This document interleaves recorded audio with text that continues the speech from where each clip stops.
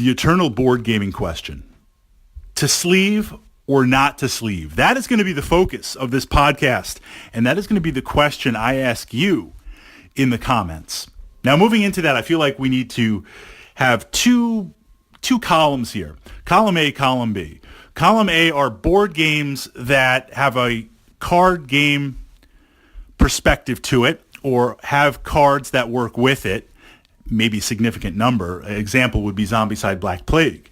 Lots of miniatures, lots of tiles, lots of dice, and the spawn and item decks are a stack of cards. You add in the expansions, those decks get pretty solid. They get pretty big on there, and you're going to be cycling through these a lot. Then in column B, my favorite game, we have something like Lord of the Rings, the card game by Fantasy Flight. 99% cards. It's a card game. But there are a couple of board game components, some counters, some threat tracking tokens on there, but primarily it's cards. So we have to look and say, how much wear and tear is this game going to get? That's the first thing I look at. Overall, the components, how does it play out? So we begin to look at that. Then I ask myself, if it's a card game or a game with significant card assets, Lord of the Rings, Pathfinder the Adventure card game, if I add everything up, is it just cheaper to get another game? Is it cheaper to get another set of it? Pathfinder the Adventure card game, I really love it. Now, I know they're releasing a second edition to it soon, but the first edition, Rise of the Rune Lords, gets massive amount of play. I play it solo. I play it with the group. I bring it to gaming events. It works, and I enjoy it. To sleeve that would be crazy, to do the character add-on, all the adventure paths, the base game. Then it wouldn't fit into the box at all. So I toss out the insert, and now I have organizational issues because the insert is great on there. Do I get another case to bring it in? So with that, when I crunch the numbers, I just said to myself, I'll buy a second set.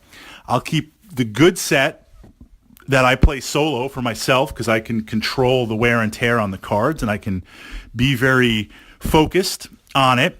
And the set that I bring to the gaming club or open gaming night that gets beat on and bent and dropped and misplaced, I don't have to sweat any of it or worry about any of it on there.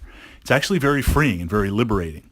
So a game like that has a lot of cards to cycle through, and you're building decks, and you're drawing cards, and you're shuffling your hands back and forth through your characters, there's a significant amount of wear on there. But the cost of sleeving, I might as well go in on the second.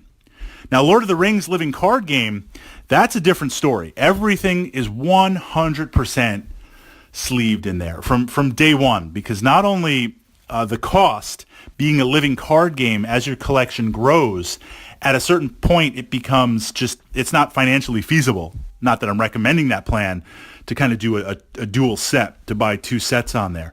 But also given the fact that the game goes in and out of print for the different expansions and the different cycles, adding to the fact that you're deck building, so you're looking through the cards and you're optimizing thing, and you're doing a lot of shuffling and a lot of drawing and a lot of randomization, that game demands it. Side note, those of you who play Lord of the Rings living card game, what do you think? Do you play unsleeved on there? I know a couple of players organize their cards kind of in these flip cases, and then they pull the cards out. Do you sleeve them as you play on there? I imagine I can't see playing that game and not having them sleeved. But then we have some card games like Xenoshift, which I love, which is the most punishing game on there.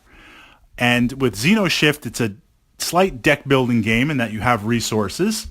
It's a lane defense game where you have some cards attacking you as you defend your base against an alien horde.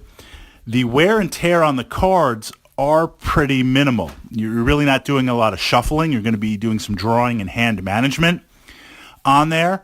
So with that, and I love Xenoshift, I feel like, well, I don't need another copy of the game, and I don't really need to sleeve them on there. So now on the opposite side, board games. Zombicide Black Plague. I feel like some of those games can benefit tremendously from sleeving, especially if it's going to be a public game that you're going to play. meaning you bring it regularly to the club or your gaming group, let's look at the difference between Massive Darkness and Zombicide Black Plague. Put game comparisons aside for a second. We're just looking at the components. Massive Darkness I don't have sleeved because primarily I play it solo, and primarily I play it with a couple of players. Will come over to my place and we'll play some Massive Darkness on there.